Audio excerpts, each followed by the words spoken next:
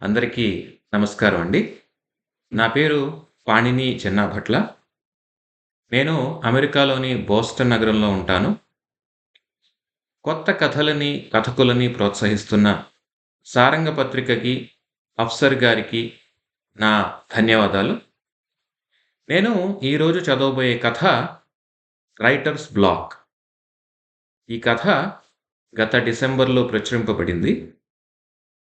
ఇక కథలోకి వెళ్ళిపోదాం. 'Writers block'. నిద్ర లేచి మరోసారి చనిపోయాను నేను.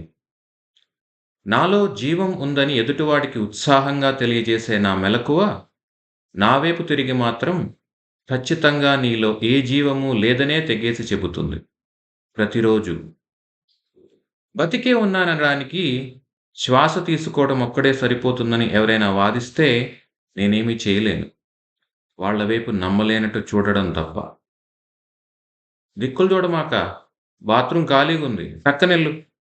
స్కూల్ టైం అసలే. పిల్లల లైన్ కడితే ఇంకో గంట ఆగాల. చీపురు పట్టుకొని ఎదురుగా నిల్చునుంది నీల. ఎంత జీవితం నిముడుందో ఆమెలో. లేదు, కొన్ని జీవితాలకి ఆ శరీరాలు చాలవు.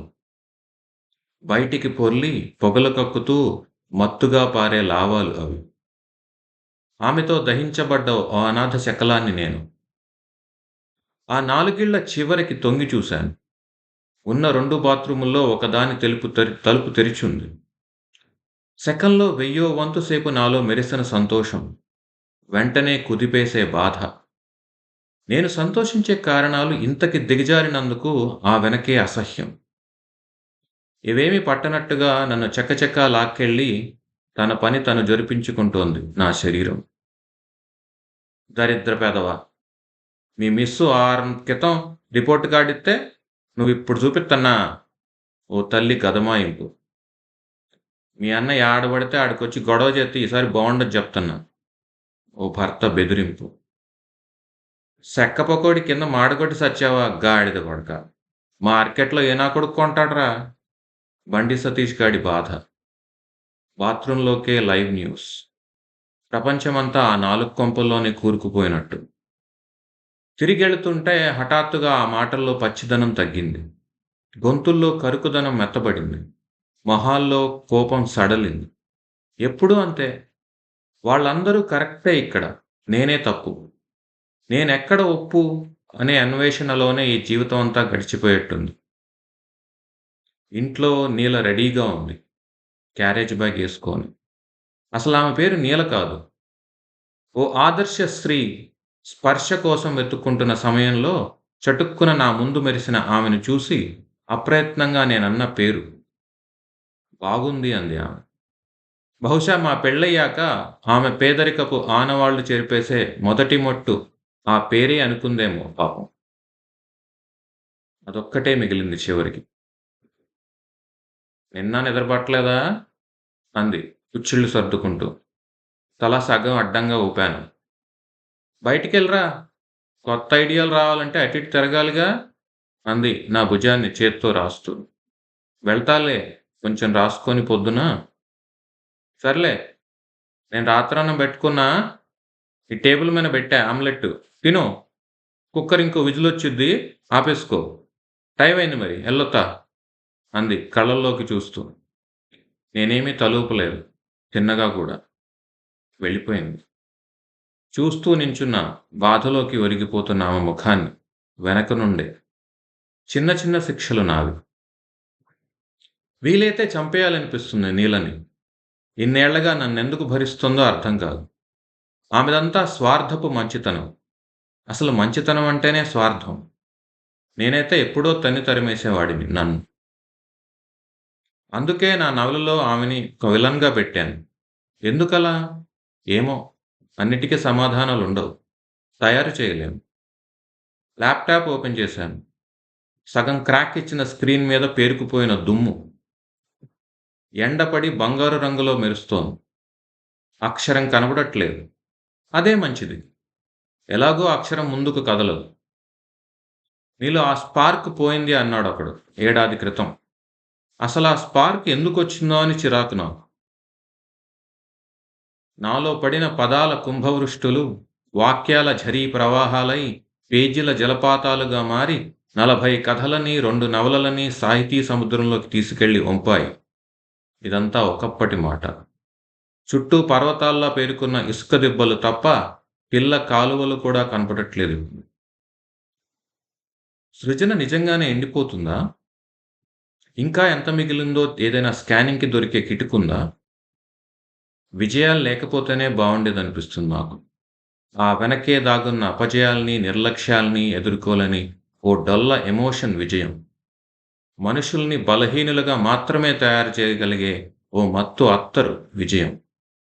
వి షుడ్ ఆల్ ఫెయిల్ గ్లోరియస్‌లీ. కయ్యిమని కుక్కర్ విజిల్. దరిద్రపు కుక్కర్. దీన్ని బయట పడేస్తే గాని లైఫ్ బాగుపడదు. పొద్దున, రాత్రి, పొద్దున, రాత్రి విజిలు, తిండి, విజిలు, తిండి. పనికొచ్చేవి, పని చేసేవి ఎప్పుడూ బోర్ కొడతాయెందుకో? మొబైల్ తీశాను. సిగరెట్ మత్తు నుండి బయటపడడానికి ఎక్కువ టైం పట్టలేదు దీనిలో కూరుకున్నాక. కొత్త పోస్ట్‌లు, అభిప్రాయాలు, రివ్యూలు, అభిప్రాయాల్లాంటి రివ్యూలు, మార్కెటింగ్ కోసం కృతజ్ఞతా పోస్ట్‌లు, అభినందనలు, ఆవేదనలు, ఆక్రోశాలు, ముఠా గొడవలు. అదో ప్యారలల్ ప్రపంచం. ఆ ప్రపంచాగ్నికి నేను సైతం ఓ సమిధనయ్యాననే ఆక్రోశం దహిస్తోంది. ఇదేనా ఇన్నాళ్లుగా నేను సంపాదించగలిగిన circle? What else I am expecting? అది మనుషుల నుండి. మొబైల్ పక్కన పడేసి ఆమ్లెట్ నోట్లో కుక్కుకుంటూ బయటకొచ్చాను. ఇంటి ఎదురుగా పిట్టగోడల్లేని డాబా మీది అమ్మాయి డాన్స్ రీల్స్ చేసుకుంటోంది. మొబైల్‌తో వీడియో తీసుకోవడానికి కష్టపడుతోంది. నా వైపు తొంగి చూసింది. చెయ్యూపాను. నేను రానా అన్నట్టు. వద్దంది. చెయ్యి గుండెకి పెట్టుకుంటూ. 2 నెలల క్రితం వాళ్ళ నాన్నే వచ్చి అడిగాడు హెల్ప్ చేయమని తనకి. ఫోన్‌లో ఆమె రీల్స్ రికార్డ్ చేసి పెట్టేవాడిని. 2, 3 రీల్స్ తరువాత తనే వచ్చి వద్దన్నాడు. ఎందుకో. నీల ఏమీ అనలేదు, అనుకోలేదు. ఎవడికీ అక్కర్లేదు నేను. ఈ అమ్మాయికి, నా పాత పబ్లిషర్‌కి, ఆ స్క్రిప్ట్ రైటర్‌కి. ఆ రైటరో పరమ చెడ్డవాడు, మనిషే కాదు అన్నాడు ఎవడో. నాకాశ్చర్యం. పరమ చెడ్డవాడు కాబట్టే కదా వాడో మనిషి అవ్వగలిగాడని. లోపలికొచ్చాను ఆవేశంగా. 60వ పేజీలో కదులుతోంది కర్సర్ నా ల్యాప్‌టాప్‌లో. నా హీరో, అతని లవర్ ఇద్దరూ రొమాంటిక్‌గా ఒక బీచ్‌లో వెన్నెల్లో కూర్చొని ఉన్నారు. ఎలాగైనా ఆ రోజు ప్రపోజ్ చేసేయాలని ఉంది ఇద్దరికీ. కానీ అడుగు ముందుకేసే ధైర్యం లేదు. నాకూ లేదు. నోట్స్ చెక్ చేసుకున్నాను. ఎవరు ప్రపోజ్ చేస్తే తరువాత కథ ఎటు మారుతుందో వేసుకున్న స్కెచ్‌లన్నీ చూశాను. కానీ అవేవీ సీన్‌ని ముందుకు నడపట్లేదు. అక్కడికి కావలసిన భావావేశంలో నా దగ్గర భావమూ, ఆవేశమూ రెండూ లేవు. ఏవి తల్లీ నిరుడు కొరిసిన పద సమూహములు. నిస్సహాయత. కానీ నేను ఏ తల్లిని నమ్మనే. అంతా నేనే చేసుకోగలను, నేను మాత్రమే చేసుకోగలను అనే ధైర్యం ఉన్నప్పుడు ఎవరినీ నమ్మనన్నాను. లోకం వేసే సప్త యకారాలని ఎదిరించగలిగే నా బలమైన ప్రాకారాలన్నీ కాలంతో పాటే నిర్వీర్యమైపోయాయి. నేను నమ్మను అనే నమ్మకం తప్ప ఇంకేం మిగిల్లేదు నా దగ్గర. మూర్ఖుణ్ణని తెలిసినా ఏం చేయలేని జ్ఞానిని ఏమనాలి? మూర్ఖ జ్ఞాని అనా? ఇంకొన్ని రీల్స్ చూశాను. నవ్వాను, ఏడ్చాను, సానుభూతి చూపించాను. ఇవన్నీ నేను జనాలతో చేయించాలనుకున్నవి. ఎదుటివాడు నాతో ఇంత అవలీలగా గలుగుతున్నది నేనెందుకు చేయించలేకపోతున్నాను అనే ఈర్ష్య. ఆ ఈర్ష్యని నా రక్తం శరీరంలో నలుమూలలకి మెల్లగా చేరుస్తోంది. ఈర్ష్యకో ముఖం తడిగితే 10 తలల రావణుడే అందంగా కనపడతాడేమో. కొంతమందిని అన్‌ఫాలో చేశాను. కొంతమందికి లైక్ కొట్టాల్సి ఉన్నా ఇగ్నోర్ చేశాను. ఇంకొంతమందికి తప్పు ఎమోజితో సమాధానం పెట్టాను. నవ్వాల్సిన చోట ఏడుపు, ఏడవాల్సిన చోట నవ్వు. అదో తృప్తి, అదో శిక్ష. నాలో ఈర్ష్య లెవెల్స్ తగ్గించుకోవడానికి. చివరికి ఆమె ప్రొఫైల్ దగ్గర ఆగాను. రోజూ జరిగేదే ప్లెజర్ హంట్. దాన్ని నేను వేటాడను. అదే నన్ను వేటాడుతుంది అనుక్షణం. ఏ నిగ్రహాలు ఆపలేవు దాన్ని. నా డోపమైన్. నా సుఖం, నా ధర్మం. సమాంతర ప్రపంచాలవి. దేని అర దానిదే. ఆమె పెదాలంటే ఇష్టం నాకు. కాదు నడుము. కాదు గొంతు. దాని మీద పుట్టుమచ్చ. ఇవన్నీ ఇష్టమే ఆమెలో. ఇంకొన్ని కూడా. కానీ అవేవీ నాకంత సుఖాన్నివ్వవే. ఇంకా ఏదో కావాలి ఆమెలోంచి నాకు. అసలామె ఎలా ఉంటుంది అని నా ఊహల్లో గుర్తు తెచ్చుకోవడానికి కూర్చున్నప్పుడు నాకు స్థిరంగా గుర్తొచ్చేవి ఆ కళ్ళే. ఆమె మాట గుర్తొస్తుంది. అప్పుడప్పుడు ఆ వంకరలు, సాగదీతలు లీలగా వినిపిస్తాయి. కానీ క్షణంలో మూగపోతాయి. ఆ కళ్ళు మాత్రం నాలోకి స్పష్టంగా చూస్తాయి. ఆమె అంటే ఆమె కళ్ళే. చిక్కటి ఆడతనాన్ని నింపుకొని నన్ను అమాంతం వాటిలోకి లాక్కునే నల్ల సముద్రాలవి. వాటిని సూటిగా చూడలేక అల్లాడతాను నేను. అటూ ఇటూ పిచ్చి చూపులు చూస్తూ.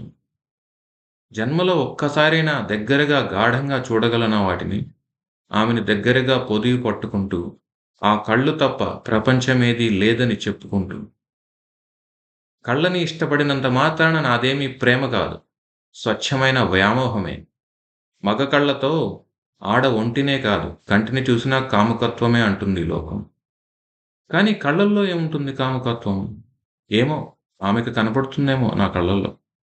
బహుశా ఆ ఎదుటి మేడ మీదున్న అమ్మాయికి కూడా. తిన్నావా? నీళ్ళ నుంచి కాల్. దీని తిండి గొడవేంటి? లేదింకా. సర్లే తాలింపెట్టుకో మర్చిపోమాక. ఉప్పు చూసుకొని ఏసుకో. చీరలేమైనా అమ్మావా? ఇలాంటి మొక్కుబడి ప్రశ్నలుంటాయి నా దగ్గర. పొద్దున జరీ చీరల సెక్షన్‌లో ఉండే అక్క రాలా. బాలేదనుకుంటా ఒంట్లో. నన్నెళ్ళమన్నారు మా సారు. ఓహ్! నైస్. 2 పెద్ద చీరలమ్మా. బా చేస్తున్నావన్నారు. ఈ సెక్షన్‌కి మారిస్తే బావుండిద్ది. ఎక్కువొస్తుందా జీతం? మరి 3 ఏళ్ళు ఎక్కువొస్తది జీతం. పెద్ద చీరలకి కమిషన్ గూడా ఇస్తారు. ప్రొప్రైటర్ గారు చూస్తే బావుండు. సర్లే ఉంటా. పెట్టేశాను. ఇవి ఆమె ఆనందాలు. ఇవే. ఆమె మీద అసహ్యం ఏమాత్రం తగ్గలేదు. కానీ తను లేకపోతే నాకసలు గడవదే. ఏంటి ఇలా ఆలోచిస్తున్నాను? నా రాతలు వేరు, నేను వేరు. రచయితగా బతుకుతూ మనిషిగా పతనమవ్వడం. రెండిటిలోనూ ఏకసూత్రంగా బతకడానికి నేనేమన్నా చలాన్నా? తెలివైన వాడిని. మెడ నొప్పిగా ఉంది. మొబైల్ పక్కన పడేసి నా నోట్‌బుక్ అందుకున్నాను. కొన్నైనా వాక్యాలు గెలికితే గాని తినకూడదనే పంతం.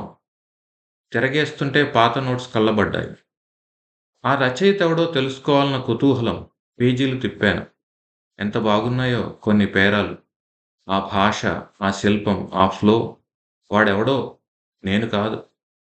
ఛాన్సే లేదు. ఏమీ తెలియనప్పుడున్నంత స్వచ్ఛత ఇప్పుడు లేదు. ప్రతిరోజూ కొత్తగా పుడతాం. నిన్నటి వాడికి ఆవగింజంత భిన్నంగా. కానీ ఆ గింజలన్నీ కలిపి కొండలా మారి నన్ను ముంచాయి. మెదడు మారలేకుండా చేయగలిగే టెక్నాలజీ ఉంటే బావుండు. చటుక్కున చాట్‌జీపీటీ ఓపెన్ చేశాను. నా నవల ఇది, నా కాన్సెప్ట్ ఇది, కొన్ని ఐడియాలివ్వు అడిగాను దాన్ని. నాకిది అలవాటే. అద్దెకైనా తెలివి దొరుకుతుందేమోనని ప్రయత్నం. ఎప్పటిలాగే చచ్చు సమాధానాలిచ్చిందది. నాకు నచ్చింది అదలా చేయడం. వెయిట్. నాకు నచ్చాలనే అది కావాలని చెత్త సమాధానాలు చెప్తోందా? అయితే అది మేధావే. ఎవడైనా బాధలో ఉంటే వాడికన్నా బాధపడిన సందర్భాలు, వాడికన్నా వెధవలా ప్రవర్తించిన విషయాలు చెప్పడం. Self depreciation attitude. అది మనిషికే సొంతం. దాన్ని కృత్రిమ మేధ తనలో ఇరికించుకుందంటే ఇది మింగేస్తుంది అందరినీ మెల్లగా. నా ఆలోచనలను పసిగట్టిందది. సర్దుకొని నీ హీరో ఇలా ప్రవర్తించొచ్చు, అలా చేయొచ్చు అనేదో చెప్పబోతోంది. హఠాత్తుగా మూసేశాను దాన్ని. గుండె వేగంగా కొట్టుకుంటోంది. నాలో మిగులున్న ఒకే ఒక్క ఆనందం. నాలోంచి తవ్వి తీయగలిగిన వాక్యం. దాన్ని కూడా తాకట్టు పెట్టలేను. నాకు నేను అర్థం కాను. అంకుల్! అంకుల్! ఎదురింటి అమ్మాయి పిలుస్తోంది. గేటు బయటికెళ్ళాను. వీడియో తీస్తావా? అంది అసహనంగా చూస్తూ. లో నెక్ టాప్, వైట్ స్కర్ట్‌లో తల పైకి పెట్టి గజిబిజిగా చూస్తున్న నెమలిలా ఉంది. మొహంలో స్పష్టంగా కొట్టొస్తున్న వల్నరబిలిటీ. తలుపేసి ఆమె వెనక్కే మెట్లెక్కి పైకెళ్ళాను. చకచక ఎక్కేసింది తను. నా చూపులు ఎక్కువసేపు ఓ చోటే పడనీయకుండా. ఎలా తీయాలి? అని అడిగాను ఉభావంగానే పైన. ఈరోజు చూడు అంకుల్, కెమెరా రౌండ్‌గా తిప్పుతా షూట్ చేశారు. సేమ్ ట్రై చేద్దామే? దగ్గరగా వచ్చింది. నా చుట్టూ తిరుగుతోంది. నాకు ఊపిరాడట్లేదు. కొన్ని ట్రయల్స్ చేశాం. రకరకాల ఫిల్టర్స్, యాంగిల్స్, మ్యూజిక్. ఆ గంట సేపు ప్రపంచం గుర్తుకు రానంతగా. మధ్య మధ్యలో తను నన్ను చూసింది. నా కళ్ళెక్కడ పడుతున్నాయో చూసింది. కొన్నిసార్లు సర్దుకుంది. చాలా సార్లు వదిలేసింది. Thanks uncle. నేను ఎడిట్ చేసుకుంటాలే రాత్రికి అంది చివరికి మొబైల్ మురిపెంగా చూసుకుంటూ. నేను వెనక్కి వెళ్తుంటే తల పైకెత్తి డాడీకి చెప్పబాక్ అంకుల్ ఫీలవుతాడు అంది. చెప్పనులే అని నవ్వి మెట్లు దిగుతున్నప్పుడు ఎందుకో నా వెనకే దిగింది హడావిడిగా. ఇలాంటియి యేసుకుంటే గానీ ఫాలోవర్స్ చూడరు అంకుల్ అంది తన డ్రెస్ వైపు చూపిస్తూ. నేనడగలేదే ఈ జస్టిఫికేషన్. ఇంకా చానా రీల్స్ చేయాలి. నీలా ఆంటీ షాపోళ్ళు చీరల రీల్స్ కూడా నాకే ఇస్తామన్నారు. Oh! Congrats. I will help you. Don't worry అన్నాను.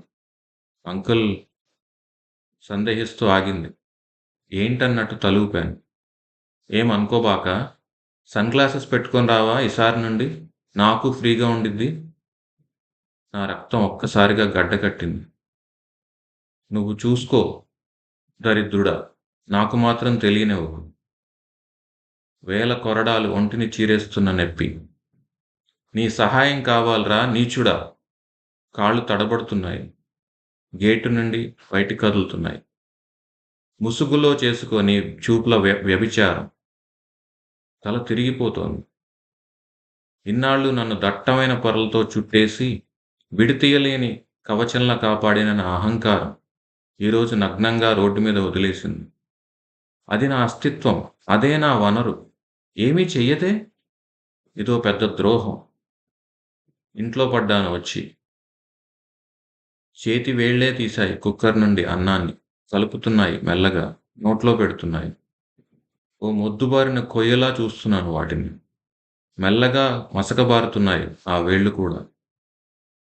కళ్ళ నుండి ఉప్పు నీళ్లు రాలి కంచంలో పడుతున్నాయి. ఉప్పు సరిపోవాలనేమో నీల చెప్పినట్టు. ఇప్పుడు నోరు అందుకుంది కళ్ళు మొదలుపెట్టిన రాగాన్ని. నేనేం అడ్డుపెట్టలేదు వాటికి. అదో క్లీనింగ్. పేరుకున్న మురికిని కడిగే కెథార్సిస్. లేచాను మెల్లగా. చేతులు కడిగాను. ఏదో తేలిక. నేరం చేసి పట్టుబడిపోయినప్పుడొచ్చే తేలిక. ల్యాప్టాప్ ముందు కూర్చున్నాను. తిన్నావా? నీల నుండి మరో కాల్. ఊ. నా నోరు వణుకుతోంది. నెక్స్ట్ మంతు నన్ను ఈ కొత్త సెక్షన్‌లో ఏసి చూస్తారంట. బా చేస్తే పర్మనెంట్ అవుద్దిలే. హ్మ్. రాసుకున్నావా ఏమన్నా? ఆ! నువ్వు రాసుకో. బిర్యానీ పార్సెల్ తెస్తా. నీకిష్టంగా. హ్మ్. ఓ 2 క్షణాలు ఆగింది. పెట్టేసింది. Select all delete.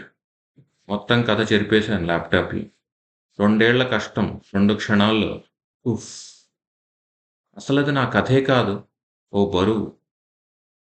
ఖాళీ కాగితం మీద కర్సర్ ఓపికగా ఎదురు చూస్తోంది.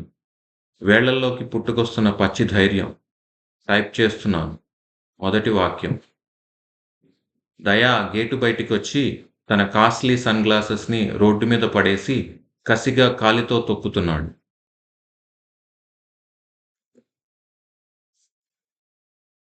ధన్యవాదాలండి.